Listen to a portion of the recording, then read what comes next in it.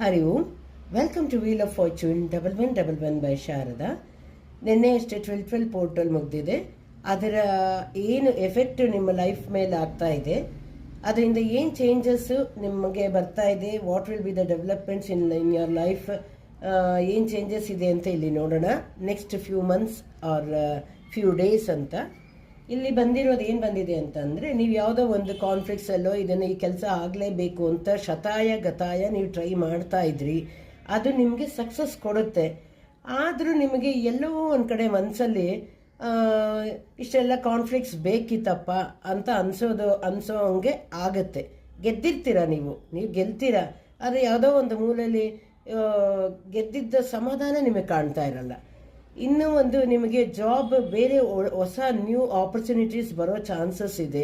New ventures ಶುರು ಮಾಡ್ಬೋದು, ಬಿಸ್ನೆಸ್ಸಲ್ಲಿ ಆಗ್ಬೋದು, ಇಲ್ಲ ಜಾಬಲ್ಲೇ ಆದರೆ ನೀವು ಬೇರೆದು ಏನೋ ಚೇಂಜ್ ಮಾಡೋ ಅಂಥ ಒಂದು ಸಂದರ್ಭ ಒದಗಿ ಬರುತ್ತೆ ಅಂತ ಇಲ್ಲಿ ತೋರಿಸ್ತಾ ಇದೆ.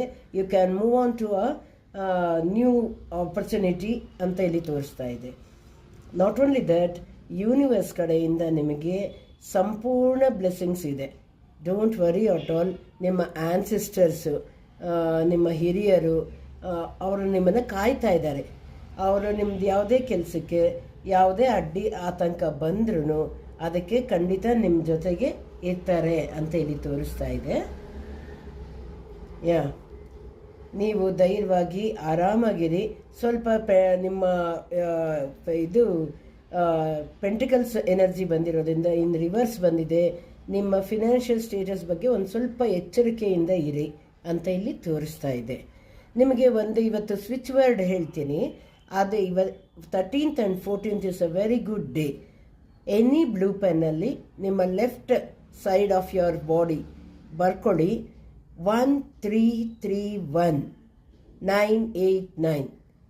I will repeat it, 1331-989. ಈ ಥರ ಆದರೂ ಬರ್ಕೊಳ್ಬೋದು. Anywhere on your left side of your body. ನಿಮಗೆ ಯಾವುದೇ ಅಬ್ಸ್ಟಕಲ್ಸ್ ಇರಲಿ, ಯಾವುದೇ ಹಿಂಡ್ರೆನ್ಸಸ್ ಬರ್ತಾ ಇದ್ರೂ ಅದೆಲ್ಲ ನಿಮಗೆ ಕ್ಲಿಯರ್ ಔಟ್ ಆಗುತ್ತೆ. Thank you. Have a nice day.